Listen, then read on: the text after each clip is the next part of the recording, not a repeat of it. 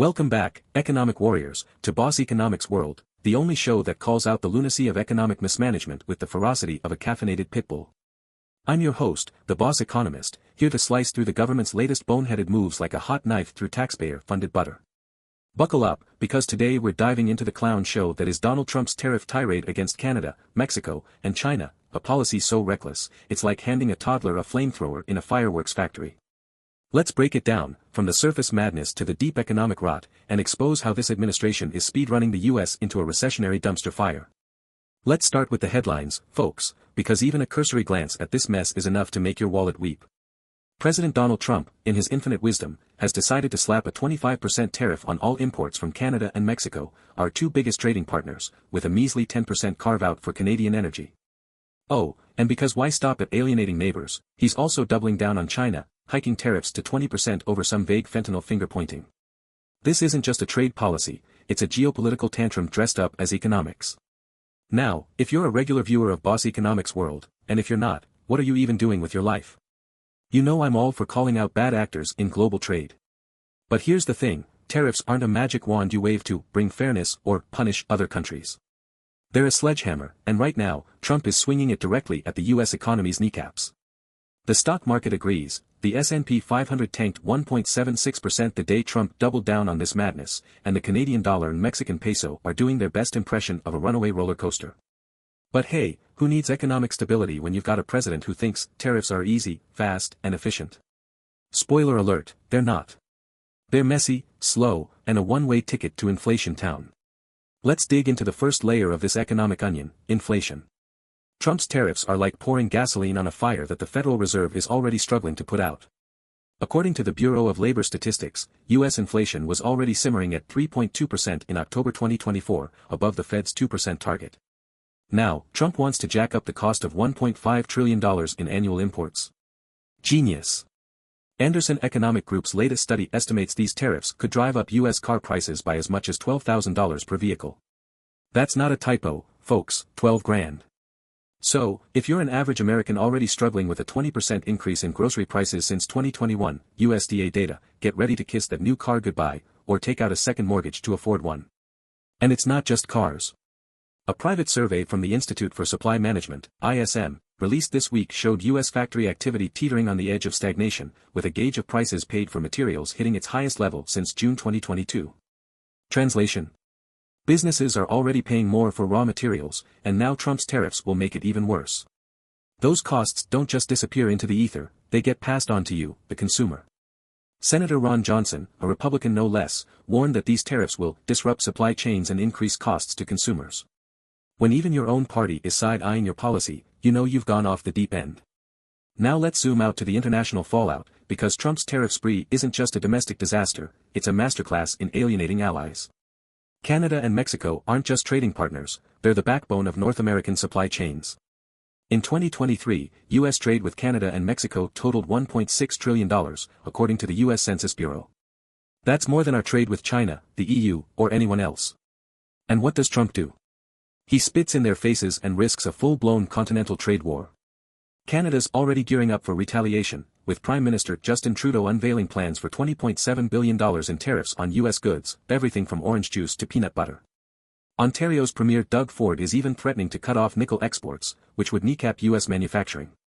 And Mexico? President Claudia Sheinbaum is playing it cool for now, but don't be fooled, Mexico's not going to sit idly by while Trump plays economic whack-a-mole. They've already handed over 29 drug trafficking suspects to the U.S. in a desperate bid to buy time, but Trump's response? Not good enough. Shocker. And then there's China, because why not poke the dragon while you're at it? Beijing's already mulling retaliatory tariffs on U.S. agriculture and food products, according to the Global Times. Remember the last U.S.-China trade war? American farmers lost $27 billion in exports between 2018 and 2019, per the American Farm Bureau Federation, and taxpayers had to foot the bill for $28 billion in bailouts. Here we go again, folks, another round of Trump's art of the deal, where the only winners are his ego and the only losers are, well, everyone else. Now let's get to the heart of the matter, the looming recession that Trump seems hell-bent on triggering. The U.S. economy is already showing cracks. Consumer confidence, as measured by the Conference Board, dropped to 104.7 in November 2024, its lowest level in 6 months. Equity markets globally are outperforming U.S. stocks in early 2025, signaling a loss of faith in American economic stability. And that ISM factory survey I mentioned earlier? It showed new orders and employment contracting, classic warning signs of a slowdown. Trump's tariffs are the cherry on top of this economic dumpster cake. By disrupting North American supply chains, especially in the auto industry, he's threatening millions of jobs. The U.S. auto sector alone employs 1.1 million people, per the Bureau of Labor Statistics, and relies heavily on cross-border trade. A 25% tariff on Canadian and Mexican imports could add $83 billion in costs to the industry, according to the Center for Automotive Research. That's not bringing fairness, that's economic self-sabotage. And let's not forget the Federal Reserve, which is already walking a tightrope. Fed Chair Jerome Powell has warned repeatedly that trade policy uncertainty is a major risk to economic growth. With inflation still above target and growth slowing, the Fed's stuck between a rock and a hard place: raise rates to fight tariff-induced inflation and risk a deeper slowdown, or hold steady and let prices spiral. Either way, Trump's tariffs are making their job impossible. Here's where Boss Economics World really shines, folks, calling out the government for its role in this mess.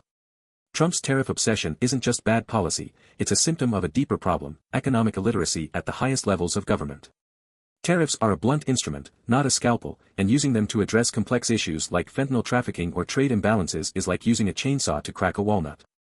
It's not just ineffective, it's destructive. Take the fentanyl excuse, for example.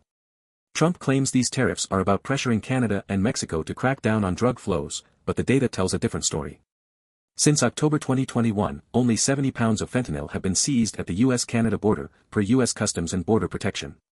Compare that to the 27,000 pounds seized at the U.S.-Mexico border, most of which comes from China via Mexican cartels. If Trump were serious about fentanyl, he'd focus on targeted law enforcement and diplomatic pressure, not blanket tariffs that punish entire economies. And then there's the hypocrisy. Trump renegotiated NAFTA into the USMCA during his first term, touting it as the gold standard of trade deals. Now he's threatening to blow it up with tariffs that violate the spirit, and potentially the letter, of the agreement.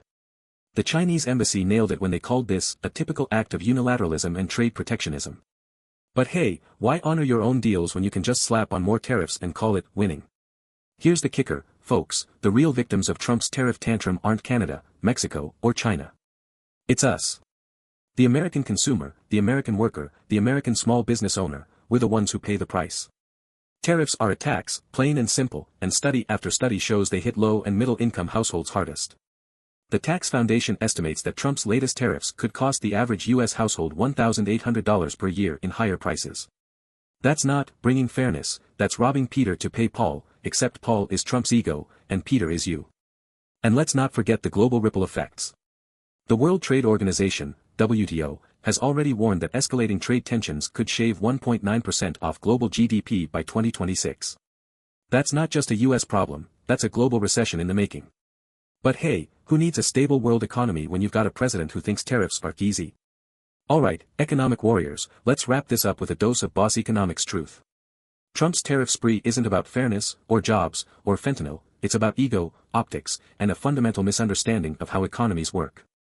This isn't leadership, it's economic vandalism. And the worst part? It's entirely preventable. If the government had a shred of economic literacy, they'd ditch the tariffs, focus on targeted trade enforcement, and invest in domestic innovation to compete globally. But no, instead we get this, a policy so dumb, it makes trickle-down economics look like rocket science. So, what can you do, my fellow economic warriors? First, stay informed, keep watching Boss Economics World, where we cut through the noise and call out the nonsense. Second, speak up, tell your elected officials that you're not a pawn in their trade war games. And third, brace yourselves, because if this madness continues, we're in for a bumpy ride. Until next time, this is the Boss Economist, signing off with a reminder: in a world of economic clowns, be the ringleader of reason.